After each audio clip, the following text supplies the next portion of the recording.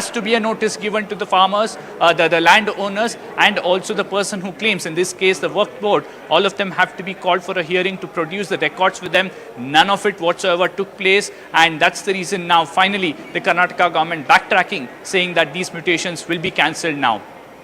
Okay, this is once again bound to spark a lot of fireworks, Harish, isn't it? Because we've heard it from several BJP leaders, including BJP MP Tejashwi Surya, who went on to cite some of these farmers and the allegations leveled by them, how these properties, the notices that were given to them, spoke of how these properties were Waqf properties, and all of that, they said, happened without any evidence being provided to them. So that stands validated if we go by these documents and now the admission being made by the Karnataka government in the state.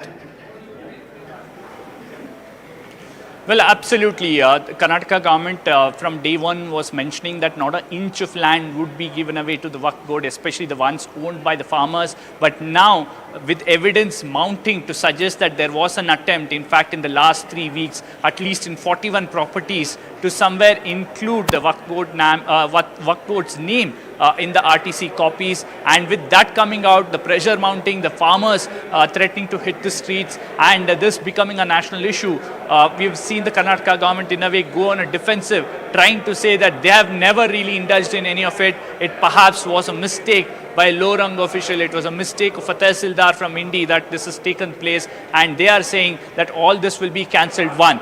The second major point that they're making here is that roughly in around 12,000 acres that the Waqf is claiming right now, which have been given away under the Land Reforms Act and the Abolition Act, both of those clusters to roughly amounting to around 12,000 acres, the government is saying we will not move on that anymore. We will wait for the government and the courts to decide on that. The only place where they're saying now that the mutations will take place, whether Waqf can be given land records or title rights, is only in 1,300 acres that are not under dispute, that are with various Muslim organizations or institutions. Only there now you will see the Waqf Board name getting into the RTC. Okay, many thanks, Harish, for that. We'll come back to you in just a bit. I want to quickly take in a word from Ashok Gowda of the BJP joining us on the phone line. Good evening to you, Mr. Gowda. How do you see this overall? The BJP had in the beginning itself leveled some very serious allegations against the Congress in Karnataka, called it appeasement politics, so on and so forth. And now with the admission being made from the Karnataka minister saying that these mutations were procedural lapses and they will be cancelled. How do you respond today? Will the Minister of Revenue Department really resign? Because his department has done a mistake. He has accepted that his department officials, whether it was AC, Revenue of Bijapura district or any other person who were in charge, whether it was Tahsildar, Sirasidar, RI, will they be jailed now? And will the Revenue Minister vote to it and resign? Basically, this government is, from the day it has been elected, it is saying only one thing. We are only and only for the 53 lakh voters who have voted for us, and forgetting about 1 crore 8 lakh people other than one community who have voted for them. And to say that we are paying back to you, they wanted to siphon off the entire 14,000 acres in Karnataka only for one community. And today, because BJP and JDS together has taken up this issue, and we are fighting the battle in front of with the people, in front of with the Vidhan Saudha and inside the Vidhan Saudha, we may fight. That is the reason that this government is going one step back and saying that we are going to stop the mutations. And in fact, if they stop the mutations, the person who should resign is Krishna Bairegowda, who is the Revenue Minister in charge in Karnataka, and definitely CM Siddaramaiah also should vote to it. He has done the mistake. Okay. Mr. Ashok Gowda, I have a follow-up question right now. The Karnataka government has conceded rules and procedures were violated while mentioning Waqf name in 41 properties of Indi taluk of Vijaypura. Do you reckon that this goes much beyond these 41 properties alone? What's your assessment? Definitely. Entire Karnataka, see what has happened is the Waqf Act is amended. So they wanted to siphon off the entire land as much as possible wherever the farmers will not question them, thinking that the farmers will not question them. Apparently, wherever Zamir Ahmad Khan is visiting in Karnataka, whichever district is visiting, the RTC, first the mutation is getting changed, and they wanted to change the RTC also. And that is the reason that all these Waqf properties is getting listed. And once the people of Indi Taluk have recognized that their mutations were changed, And that is the reason that it has come to the light, and we are all fighting the battle with the people who wanted to siphon off the entire India's land, which actually belonged to the smaller communities and the poor farmers of Karnataka and India. Okay, Mr. Ashok Gowda, many thanks. Appreciate you joining us this evening on CNN News 18. I want to go across to my colleague Harish Upadhyay. Once again, Harish, a very important point was raised by the BJP leader, and we did hear the Waqf Minister Zamir Ahmad Khan also say, in the beginning of this controversy, that the notices were issued because this was Waqf property. From then to now, when the Karnataka government has admitted of some procedural lapses, tell us how has the story really moved? Well, remember, it begins with the farmers of Vijaypura coming out saying that their RTCs have changed. In some cases, notices have been issued, and the government came out to say, well, we are not taking away even an inch of farmers' land and giving it to the Waqf Board. You had the Waqf Minister Zamir Ahmad Khan saying that they will not take away farmers' land and there wouldn't be any attempt towards that. But with now today, with CNN News 18 putting out documents which makes it very clear that in fact they had attempted, in fact they had successfully carried out all altercations or modifications to the RTC copy, which had led to the inclusion or insertion of the Waqf Board name, it became very difficult for the Congress party and the Congress government to defend it anymore. And that's perhaps the reason now they had to decide to backtrack and say that they would cancel all these mutations that have taken place in the Indi taluk for procedural lapses. Now they're also assuring they will not touch the 12,000 odd acres in Vijaypura that has been given away under the Land Reforms Act and the Inam Abolition Act. Those two won't be changed. So a big announcement coming in from the Congress government after they realize that this is snowballing into a huge controversy and unnecessarily it's putting the Congress in a dock. And we've seen ministers after ministers from morning not wanting to respond because there was absolutely nothing that this government could have defended, especially on those 41 cases that came in from India. Also, tell us a little about what, clarification was given by Industries Minister MB Patil when he said that all of this actually happened due to some sort of an error in a Gazette notification. What was that explanation all about? Well, that was a separate case that comes under his own constituency of Babaleshwar in Vijaypura. That could perhaps, there might be some grey area, there might be some leeway given to the government because there could be confusion that came in from the Gazette notification that happened in 1974, which was later on altered in 77, but there was a confusion or a mistake in a document that led to that. But that is not something that we are talking about. We are talking about what has happened in Indi, what's happened in Churchan, 44 RTC mutations without any notice given at all. That is something that has put this government in the dock right now. Okay, many thanks, Harish, for getting us say that exclusive and for putting that entire story in perspective. We'll keep coming back to you. For now, we quickly shift our attention to down south once again, wherein Kerala Chief Minister Pinarayi Vijayan has stoked a massive controversy by likening Jamaat-e-Islami to the RSS. He says both of these outfits are aiming to create a religious empire in the country, and that's what's garnered a lot of attention, politically speaking, not just in Kerala but across. Pinarayi Vijayan says that BJP even joined hands with Jamaat-e-Islami to try and defeat the left in Kashmir, but it failed. So that's the remark that's coming from the Chief Minister. First up, we listen in to what he said and the host of political commentary that followed. Jamaat-e-Islami സ്വീകരിക്കുന്ന നില എന്താ? RSSന്റെ നേരെ മറുപതിപ്പാണ് ജമാഅത്തെ-ഇസ്ലാമി. അവരെ മതസാമ്രാജ്യം വേണമെന്നാണ് അവരുടെ ആഗ്രഹം. അതിരില്ലാത്ത മതസാമ്രാജ്യം, അതിനുവേണ്ടിയാണ് നിലകൊള്ളുന്നത്. ലോകത്താകെയുള്ള രാജ്യങ്ങൾ ഉൾക്കൊള്ളുന്ന ഒരു സാമ്രാജ്യം, അതിനുവേണ്ടി നിലകൊള്ളുകയാണ്. അതേ ആശയം തന്നെയാണ് RSSനുമുള്ളത്. ഈ രണ്ടു കൂട്ടരും കാശ്മീർ ഒരിടത്ത് യോജിച്ചു കേട്ടോ. കാശ്മീർ പ്രശ്നത്തിൽ എല്ലാ കാലത്തും ധീരമായ നിലപാട് സ്വീകരിച്ചതാണ് തരിഗാമി, അവിടുത്തെ പ്രധാനപ്പെട്ട ഒരു കമ്മ്യൂണിസ്റ്റ് നേതാവ്, CPIM കേന്ദ്ര കമ്മിറ്റി അംഗം. അദ്ദേഹത്തെ പരാജയപ്പെടുത്തണമെന്ന് BJPക്ക് ആഗ്രഹം. BJPയോടൊപ്പം ചേർന്നത് ജമാഅത്തെ ഇസ്ലാമി, രണ്ടു കൂട്ടരും കൂടി പരാജയപ്പെടുത്താൻ ഒന്നിച്ചു. പക്ഷേ കാശ്മീരിലെ ജനങ്ങൾ തരിഗാമിയെ വിജയിപ്പിച്ചു.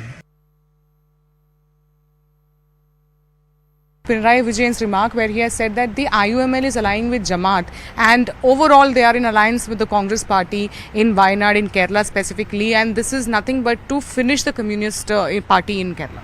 See, this is a political observation by the Chief Minister of Kerala. We are in alliance with IUML. It's a secular political party and there is no traces to say that they have been communal or they have been they have been against any religion or any other caste in the country. If the Chief Minister feels that there is something which is not in the interest of their state or in the interest of the people of Kerala, then he is the Chief Minister, he should take action. Delhi में करेंगे एक दूसरे से दोस्ती, केरल में करेंगे एक दूसरे से कुश्ती, ये कैसा मॉडल है इंडिया अलायंस का भाई? अगर ये सांप्रदायिक और आतंकी ताकतों के साथ है कांग्रेस और IUML, तो विजयन जी आपकी पार्टी दिल्ली और बंगाल में ऐसे लोगों के साथ गठबंधन क्यों करती है? ये सब वायनाड के लिए ड्रामा करते हैं. वायनाड में अलग अलग लड़ रहे हैं, वहाँ पर एक दूसरे को गाली बकनी है, दिल्ली में आके एक हो जाना है. भाई इतने सांप्रदायिक है तो तोड़ दीजिए रिश्ता दिल्ली में, तोड़ दीजिए रिश्ता बंगाल में. तो ये इंडिया अलायंस का मॉडल है फ्रेंडशिप विद बेनिफिट्स. जहाँ पर फ्रेंडशिप निभानी है वहाँ फ्रेंडशिप पर निभाओ, जहाँ बेनिफिट लेना है वहाँ पे अलग हो जाओ और benefit low. Let me go across to Neetu, my colleague, joining us with more details. Neetu, while the BJP is responding in a very interesting way, tell us a little bit about what Chief Minister Pinarayi Vijayan has said, because he indeed has likened Jamaat-e-Islami with the RSS, spoken of once again the Jamaat, being a BJP proxy when it comes to JNK elections, so on and so forth. But tell us a little bit about the context here, really. Pinarayi Vijayan was addressing a crowd while he was releasing a book written by a CPM state committee member. The topic of that was political Islam and Islam politics in Kerala. So this was the background in which he made this speech. Now, this is not the first time he has made statements against the Jamaat Islami or the RSS. He said that both are similar because both of them want their rule. That is what they are aiming at.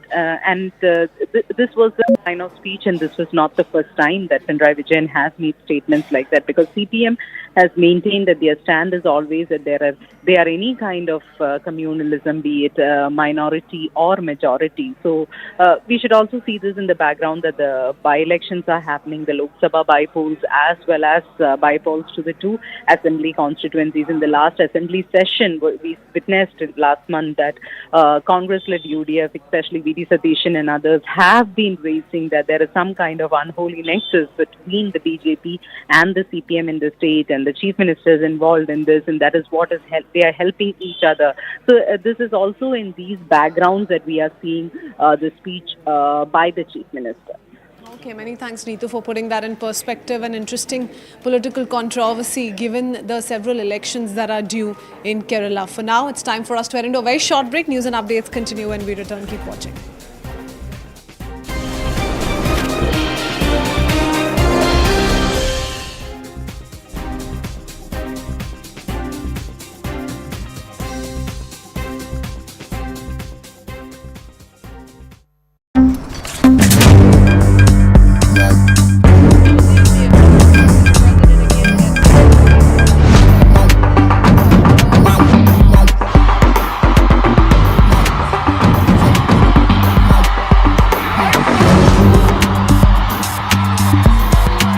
Believe me, if Donald Trump is president again, at some point or another, that ugliness will touch all of our lives.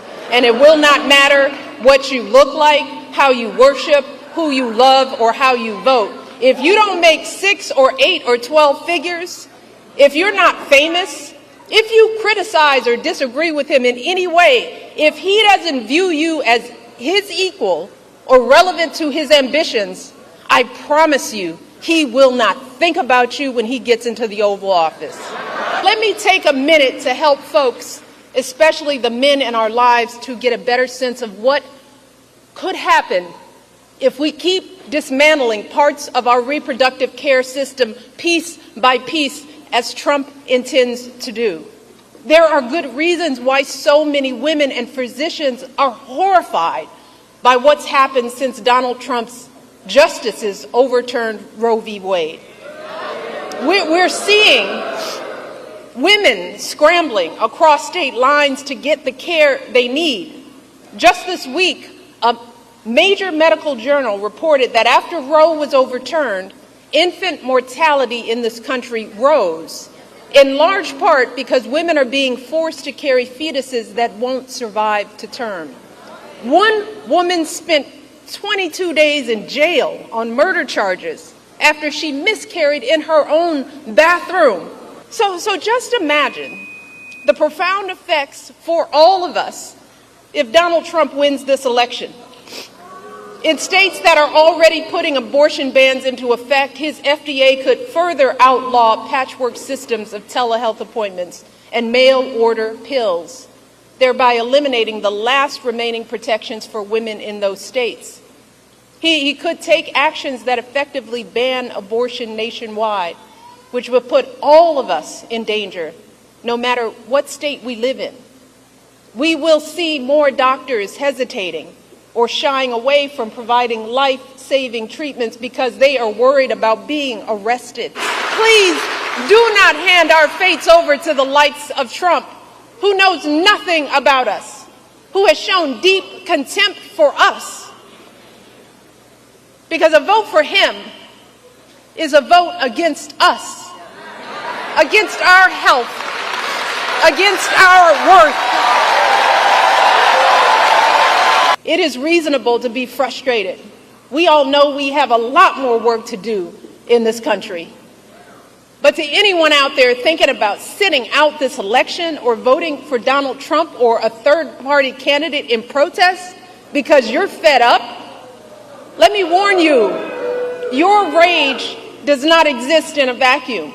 If we don't get this election right, your wife, your daughter, your mother, we as women will become collateral damage to your rage.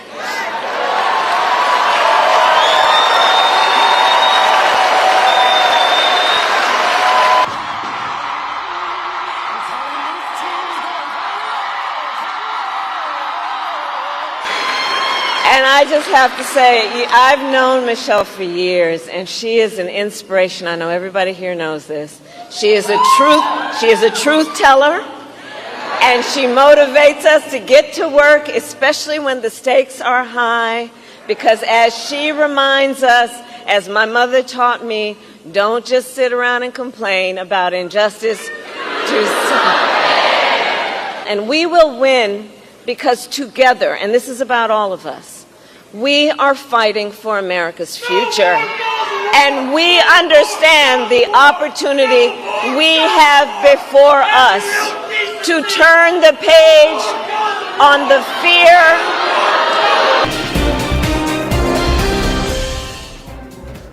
Welcome back. Thanks for staying tuned. Let's quickly shift our attention now to Jammu and Kashmir. This, remember, after an encounter broke out between the security forces and terrorists when the terrorists first opened fire at an army vehicle early this morning. Since then, we've seen several developments come to light. But in the latest, we're learning in breaking news coming in that the NSG teams have also been deployed in Akhnur after the security forces neutralized one terrorist in the Sundarbani sector. In fact, the body and weapon of the terrorist has also been recovered. Operation still underway now. The NSG team at the spot to assist the security personnel.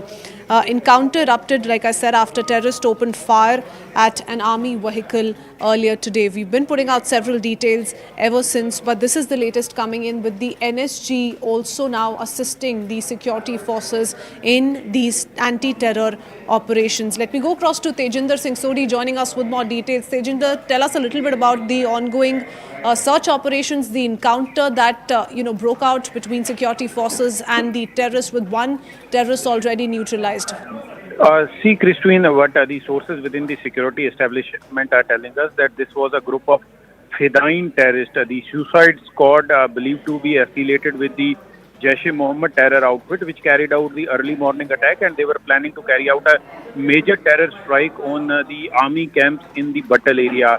After they fired at the army vehicle early this morning, they were surrounded in a nearby area, and after that the operation started.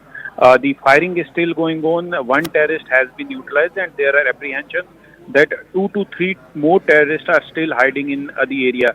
The body of one of the Fedayeen terrorists, the part of the suicide squad, has been recovered. Large quantity of arms and ammunition have also been recovered from the killed terrorist, and now the hunt is on to find out the remaining 2 to 3 terrorists who are still believed to be hiding in the area. The army has also deployed BMPs, which is the bulletproof vehicles which provide protections to the soldiers. These are the infantry war fighting machines which have been deployed by the army in the area to ensure that there is no casualty to the army, and the terrorists who are still hiding in the area, they are identified and neutralized. Heavy exchange of firing, Christine, right now is going on, and the teams from the National Security Guard, the NSG commandos, have also reached the spot. They are also part of this ongoing operation. The operation is being carried out by the Indian Army, the Special Operation Group of the Jammu and Kashmir Police, and the hunt right now to find out the remaining terrorists is still on. Yes, Christine. Can we, Tejinder, say that perhaps the forces are engaged in their final leg of the anti-terror operations because the NSG is now there to assist the army personnel there, and the encounter has been ongoing for a while now? Yes, we can say so, but the security forces are making it sure that there is no collateral damage, because the nearby areas, they are inhabited areas. So the army is making sure that the terrorists don't get a chance to escape from the area and enter the residential areas which is nearby. So the army is slowly zeroing in to the location where they believe that these terrorists are hiding. Drones are also being used, so are helicopters being used by the security forces to flush out these 2 to 3 remaining terrorists. The body of one of the terrorists who has been eliminated in this ongoing operation has been recovered, but security forces are not taking any chance, not rushing into finishing this operation. They are taking their time to ensure that the ammunition which these terrorists are having is exhausted and they are eliminated. So the army is not rushing so as to make sure that they don't take any casualties in this operation. Yes, Christine. Okay, we're picking up more details, Tejinder, with regards to the involvement of the NSG, the National Security Guard. So stay on with us. We need to quickly shift our attention to more breaking news coming in. Remember, the NSG are special forces that are trained in special kind of anti-terror operations. And now in breaking news update, we are learning that 2 terrorists are believed to be trapped in the basement of the building next to the temple, is why the NSG personnel have now been called in. I want to go across to my colleague Arunima joining us with more details on the same. Yes, Arunima, what more do we know? So, like you said, NSG is the lead agency which is, trained to carry out operations in enclosed spaces. In enclosed spaces, there is always a danger of getting booby-trapped. The terrorists, with their back to the wall, often Fedayeen squad, their last resort often is to put in IEDs and blow up whoever is trying to enter. Like Tejinder was mentioning, the Indian Army is leading these operations, and they do not want unnecessary casualties.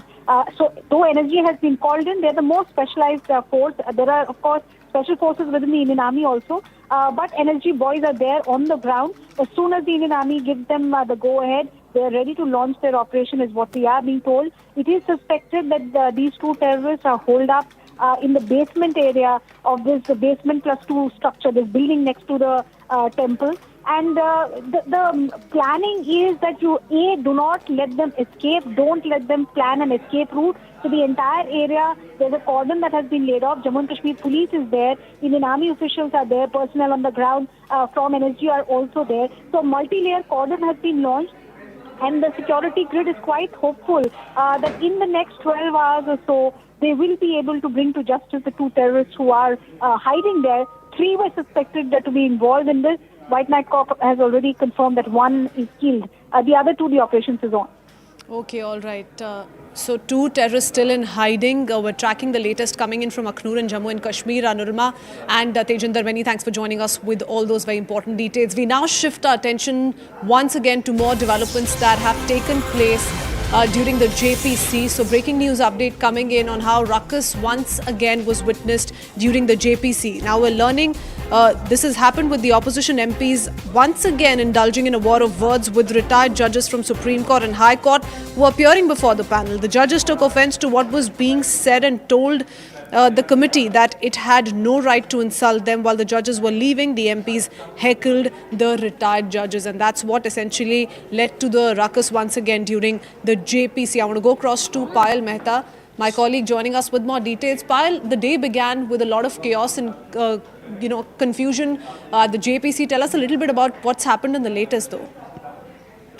Well, in the latest war of words between the members of the ruling party and the members of the opposition, question was being asked as to why these judges were brought in to depose for the committee. How were the stakeholders? So while those questions were being asked, many BJP MPs led an attack on the opposition, saying that how can you question the legal luminaries of the country, because these people have been at important posts in their respective states and of course in the highest court of the country as well. So while this entire discussion was going on, some members of the opposition started speaking about the conduct of the judges who had actually come here to depose before the panel, essentially questioning them, bringing forth the argument that many of them had cases against them as well. The attack in particular, we are told, was against Justice Dhingra, who, remember, gave a very critical report against Robert Vadra in the past as well. So these were things that were really happening, and while the judges were leaving, we're given to understand that they made a very objectionable remark against Asaduddin Owaisi, one of the members of the parliament, who reportedly was not saying anything to them as well. So once that really happened, all the opposition MPs practically got up. We saw them getting up and probably moving towards the door. And in fact, I think the judges think that when you use abusive comments, what kind of judges are you? What is your credentials? But the judges were seen leaving quietly from the meetings. They did not say anything. But of course, this led to a lot of war of words being exchanged between the opposition and of course the ruling MPs. The chair finally prevailed and asked everybody to in fact be peaceful. Eventually pointing out to the judges also that they should just be addressing the chair and not addressing any MPs or any members of parliament, because all that they need to do is just respond to the questions that they are asked, but not engage in any sort of an argument with them.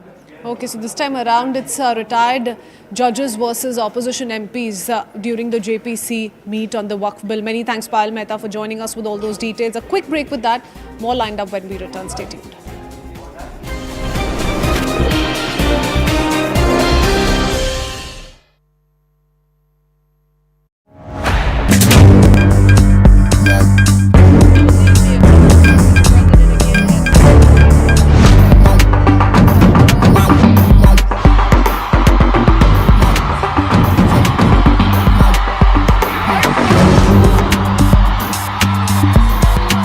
Believe me, if Donald Trump is president again, at some point or another, that ugliness will touch all of our lives. And it will not matter what you look like, how you worship, who you love, or how you vote. If you don't make 6 or 8 or 12 figures, if you're not famous, if you criticize or disagree with him in any way, if he doesn't view you as his equal or relevant to his ambitions, I promise you, he will not think about you when he gets into the Oval Office.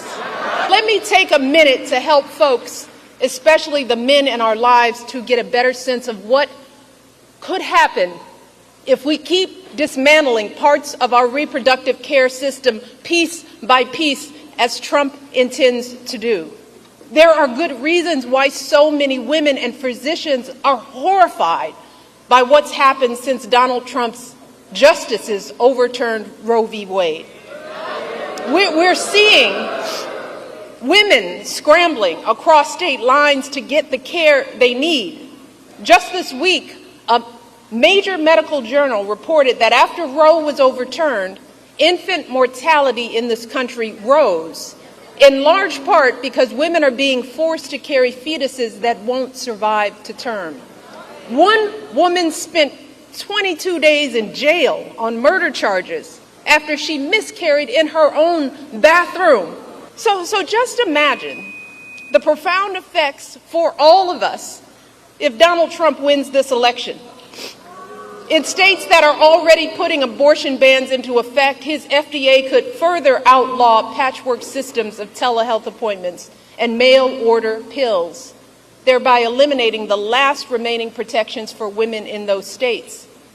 He could take actions that effectively ban abortion nationwide, which would put all of us in danger, no matter what state we live in. We will see more doctors hesitating or shying away from providing life-saving treatments because they are worried about being arrested. Please do not hand our fates over to the likes of Trump, who knows nothing about us, who has shown deep contempt for us. Because a vote for him is a vote against us, against our health, against our worth. It is reasonable to be frustrated. We all know we have a lot more work to do in this country. But to anyone out there thinking about sitting out this election or voting for Donald Trump or a third-party candidate in protest because you're fed up, let me warn you, your rage does not exist in a vacuum. If we don't get this election right, your wife, your daughter.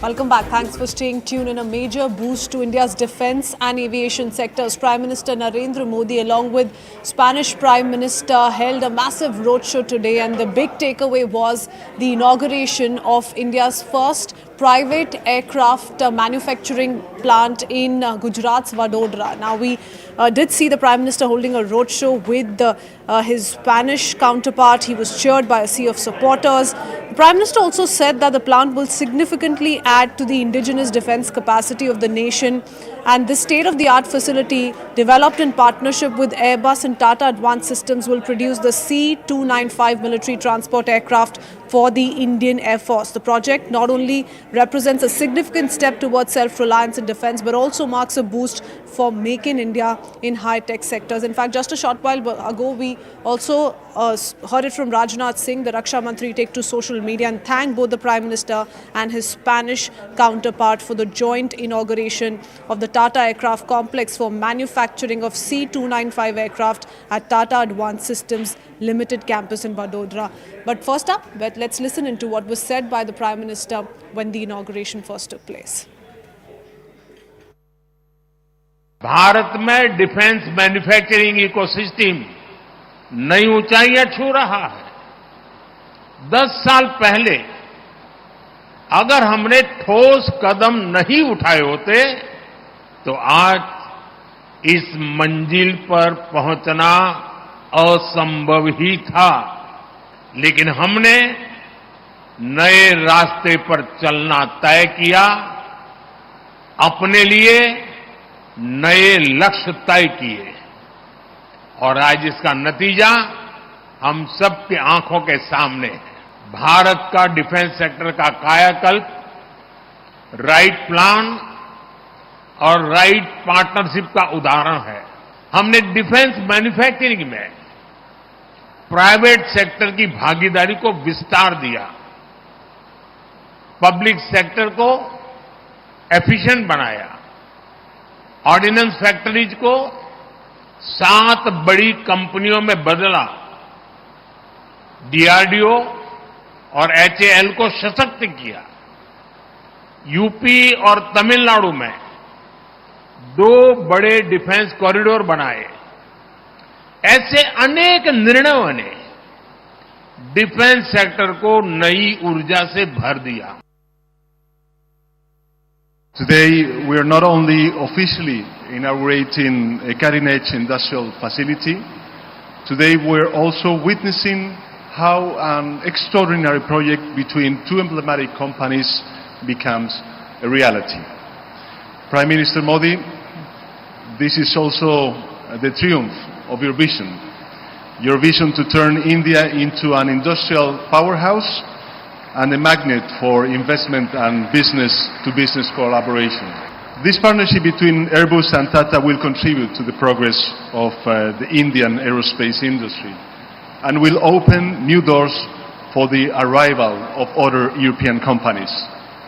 This project brings together the best of 2 worlds. Tata is probably the best exponent of Indian industrial strength.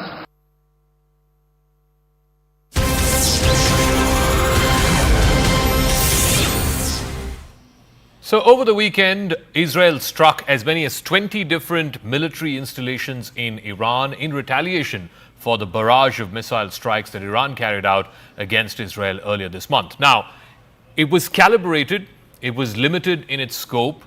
None of the oil facilities or nuclear facilities were hit. It was purely military installations. Prime Minister Benjamin Netanyahu of Israel said after the strikes that this was meant to convey a message to Iran that those very same long-range rockets and missiles that Iran used to attack Israel, its ability to produce them at mass scale has significantly been reduced after Israel strikes over the weekend. It also gives a bit of a window of opportunity, an off-ramp to Israel, to Iran, in fact, to not further escalate the situation. Will Iran take that? If you look at the Iranian Supreme Leader, Ayatollah Ali Khamenei, in his first comments yesterday, suggesting that one should neither magnify nor downplay Israel's strikes against Iran. The question now is, what happens next? Have we gotten off the brink, the precipice of what could have been an all-out Israel-Iran war? Will Iran take the bait and climb down the off-ramp, or will it further escalate? Let's try and make sense of all of this by speaking to somebody who's been at the forefront of diplomacy involving the tough and volatile Middle East region. The former Swedish Prime Minister, Mr. Carl Bildt, is now joining us. Thank you very much, Mr. Bildt. Let me start off by asking you, what is your assessment of the Israeli strikes on Iran over the weekend? There were 20 different military installations, but the nature and scope of it has been limited than previously thought. Well, that obviously remains to be seen. I think the nature of the Israeli response shows that the Americans have been fairly successful in limiting what the Israelis did. When the Iranians attacked Israel on October 1st, they struck against essentially 2 military air bases and the headquarters of Mossad. So the Iranian strike was against purely military targets. And although I think the Israelis were contemplating a far wider set of targets initially, I think the Americans have told them stick to the same type of targets. And they did. I think they were very effective in their strikes, but I think hopefully that the message has been received that this is it, and there is now heavy pressure on Iran not to retaliate further. I do want to ask you, so you heard what the Iranian Supreme Leader Ayatollah Ali Khamenei said on Sunday, that neither should one downplay nor magnify what Israel did or the Israeli strikes. Does that offer a window of opportunity for some kind of a climb down by Iran? They have. No question about that. I'm quite certain that there are significant forces in Tehran who says, let's not do anything more. Let's not do anything more, at least now. Let's see what happens.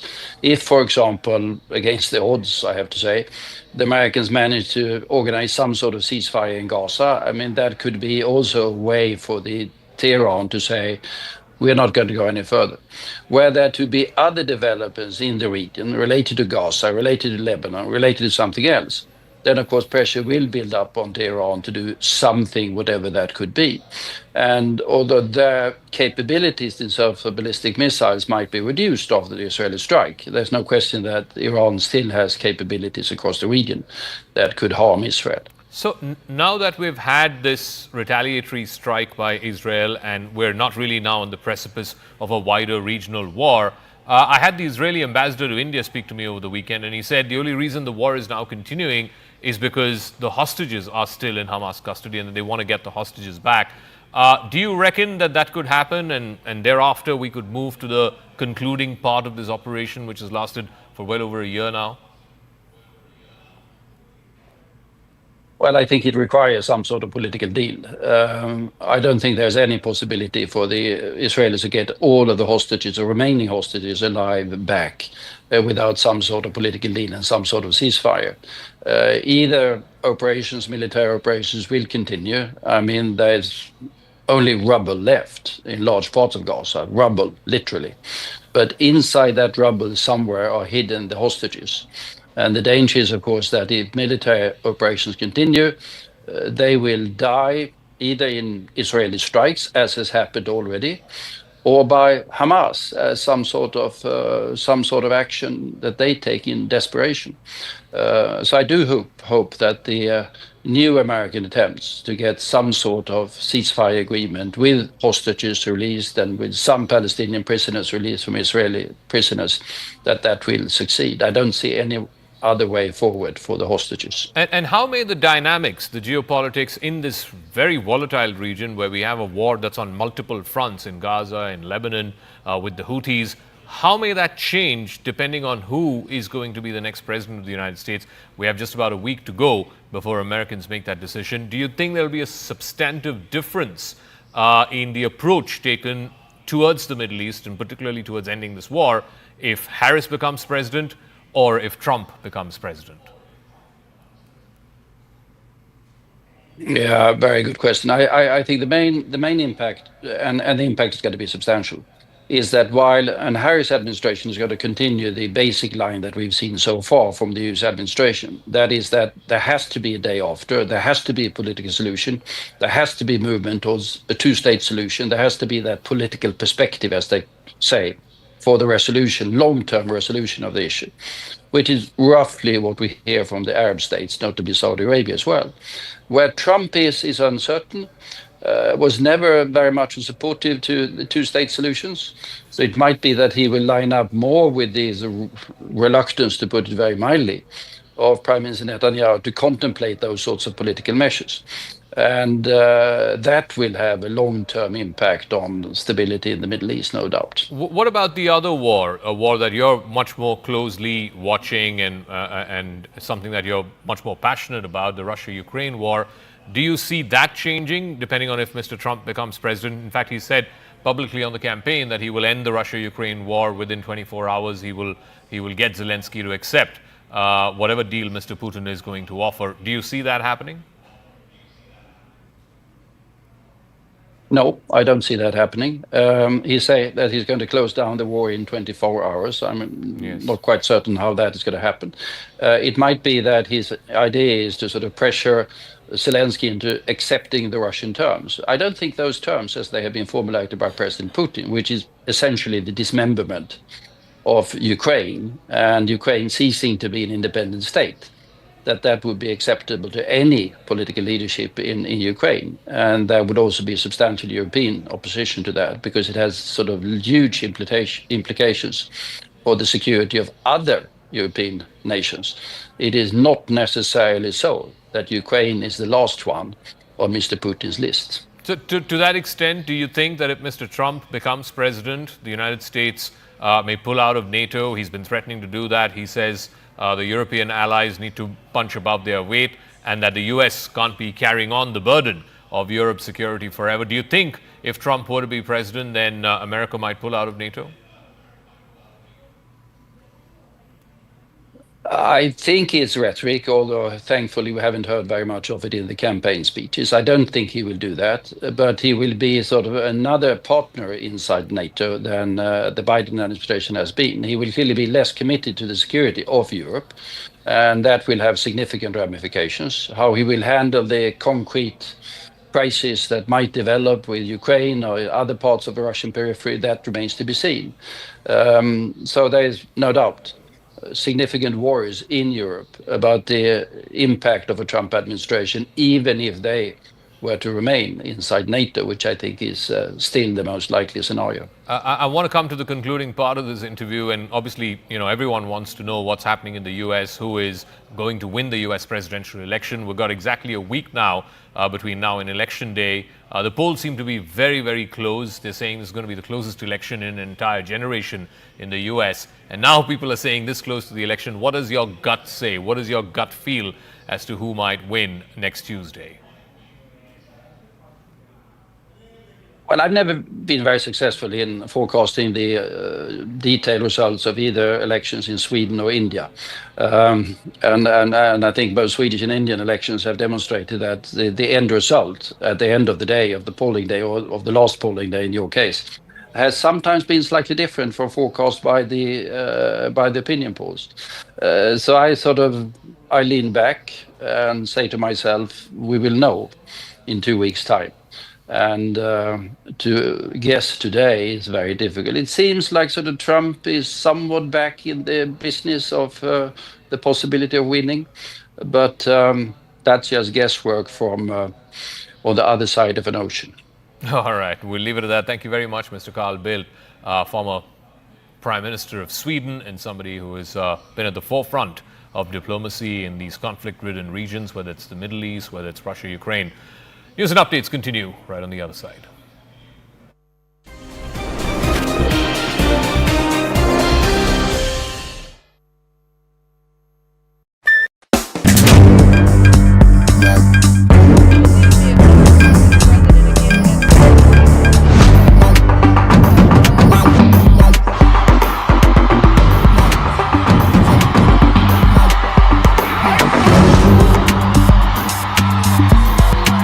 Believe me, if Donald Trump is president again, at some point or another, that ugliness will touch all of our lives. And it will not matter what you look like, how you worship, who you love, or how you vote. If you don't make 6 or 8 or 12 figures, if you're not famous, if you criticize or disagree with him in any way, if he doesn't view you as his equal or relevant to his ambitions, I promise you, he will not think about you when he gets into the Oval Office. Let me take a minute to help folks, especially the men in our lives, to get a better sense of what could happen if we keep dismantling parts of our reproductive care system piece by piece, as Trump intends to do. There are good reasons why so many women and physicians are horrified by what's happened since Donald Trump's justices overturned Roe v. Wade. We're seeing women scrambling across state lines to get the care they need.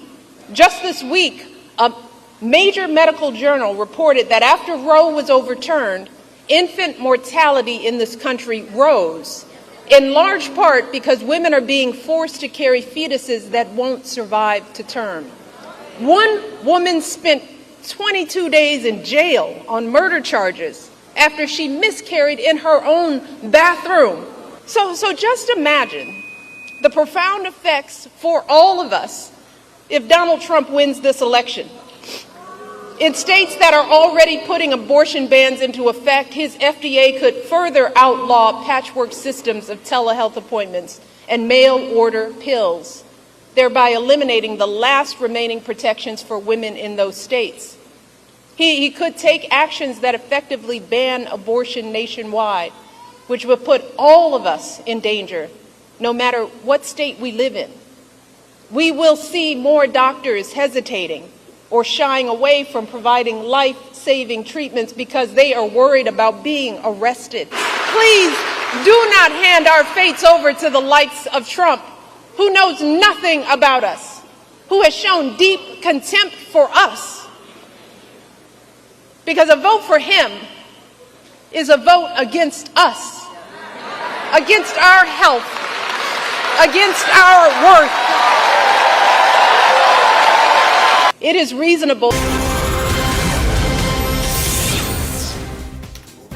Welcome back. Thanks for staying tuned to CNN News 18. Khalistani leader Gurpatwant Singh Pannu has once again issued fresh threats on Air India flight routes. Let's get you the latest breaking news update coming in on the same. Remember, this is not the first time that Gurpatwant Pannu has in fact spoken of these kind of deadlines that have been set by him, remember, on foreign soil. Now he's issued specific route threats to Air India and has released a list of Air India routes flights which should be boycotted. So that's the latest bit of CNN News 18 exclusive that we're putting out here. In fact, top intelligence sources are keeping a close watch on how the biggest irony amidst all of this is that US, UK, Canada are all watching these threats openly originating from their land by a wanted terrorist. Now do remember, this recent warning comes amid a spate of hoax bomb threats targeting various Indian airlines. We've also seen the diplomatic row between India and Canada continuously escalating. So the backdrop is also important, but this is what we're learning on part of Gurpatwant Singh Pannu, who's once again spoken of Air India and how certain specific routes need to be boycotted. Now, do remember, these kind of threats were issued by Gurpatwant Singh Pannu last year as well. In 2023, he released a video, threatened that Indira Gandhi International Airport would be shut down, renamed on 19th November, cautioned people to avoid flying on Air India that day as well. And a similar pattern seems to be emerging once again, and not the first time we've seen this kind of a message being sent out by Gurpatwant Singh Pannu. He in fact issued a warning very recently, cautioning passengers against flying on Air India flights between 1st November and 19th November as well. But yet another threat, so to speak, being issued by Gurpatwant Pannu, specific routes that he's speaking of that need to be ignored. With that, we quickly shift our attention to another story we're tracking. This is as per highly placed sources within the government who've spoken of a brief timeline that the government is now keeping in mind in going ahead with the exercise around national census. Now, amid chorus for caste census, sources within government have revealed that the centre is set to begin the long-delayed population census in 2025 with a target for completion by 2026. This will be followed by a nationwide delimitation process for Lok Sabha constituencies, which is expected to be finished by 2028. Sources also suggest that a caste census is unlikely, and this is important, keeping in mind that this has been one long-standing demand, especially by the opposition. Rahul Gandhi, remember, all through Lok Sabha elections and several other state assembly elections, has been speaking of the need for a caste census in the country. The opposition once again, in fact, has trained its guns at the centre and has alleged that the government's refusal to conduct a caste census is a betrayal to the OBC communities. It is very unfortunate to hear and shocking to hear that the Prime Minister Modi's government has decided to keep OBC away from the census. The caste census, when it is not going to be taken, this is a betrayal to the OBC communities. OBCs are not being given the due right. Mr. Modi's arrogance has prevailed and he has shown that he is an anti-OBC mindset. We will oppose it. And in the meantime, RSS, TDP and JDU has to answer for this. Will they stand with the betrayal of Mr. Modi or will they stand with the people of India? They have to answer.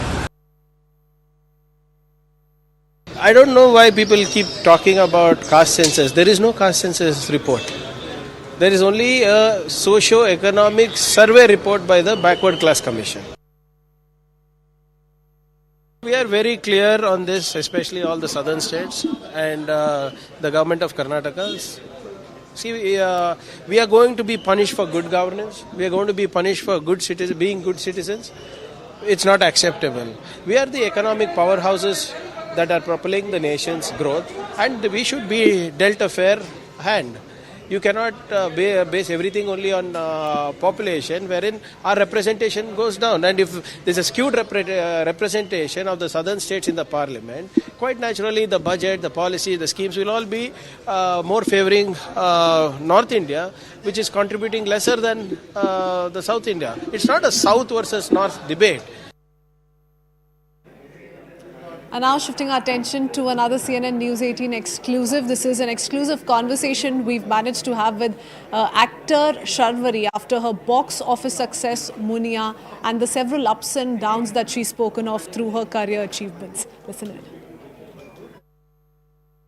Coming to this year, where of course there was Munjia, that was sort of it broke records in a way, because it was like nobody honestly expected it to be that big at the box office. You followed it up with Maharaj, and there was Veda, of course.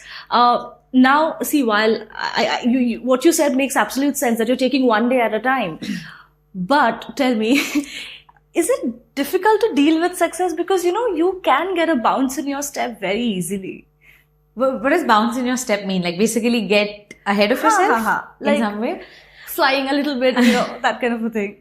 No, honestly, I think that for someone like me, I know that I my journey has been, I have been in the limelight much recently, but I know that I've had a journey of so many years of auditioning and so many rejections and wanting to doing so many films and not getting them.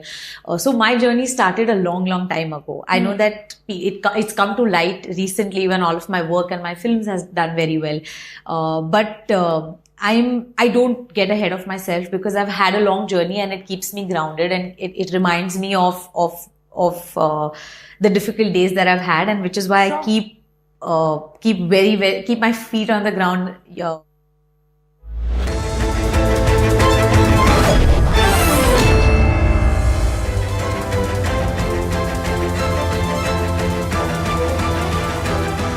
Good evening. You're watching Plain Speak with me, Poonam Burde.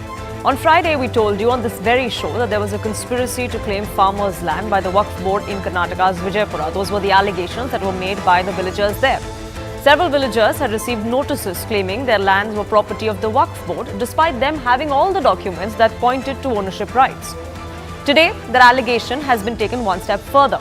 In another village in the same district, there were 44 properties whose land records were altered in the last 3 weeks. Land records were changed without giving any notice to these farmers in several of those cases, leaving them, especially those in the Indi taluk, shocked to say the very least. Farmers then warned of large-scale protests, and amid that growing tension, if their grievances were not addressed, the government jumped into action. The allegations became even more grave because some of them claimed that these decisions were taken right after Minister of Minorities and Waqf Administration in Karnataka, Zamir Ahmed Khan, held a Waqf Adalat in Vijaypura at the start of this month. He was reviewing the progress of Waqf property management. In that meeting, he instructed officials to complete the survey and finalize the records of all unaccounted Waqf properties within 30 days. That is something that seems to have prompted this overnight alteration or claiming of land as Waqf property. Now, the state government has jumped into action. Revenue Minister confirming that these mutations that were done in the Indi taluk, at least for those 44 properties, were done without any norms being followed and that they would be cancelled. But is that enough? The result of the instruction that came to the fore from Zamir Ahmed Khan was there for everyone to see. Now the Congress government may blame it on an overzealous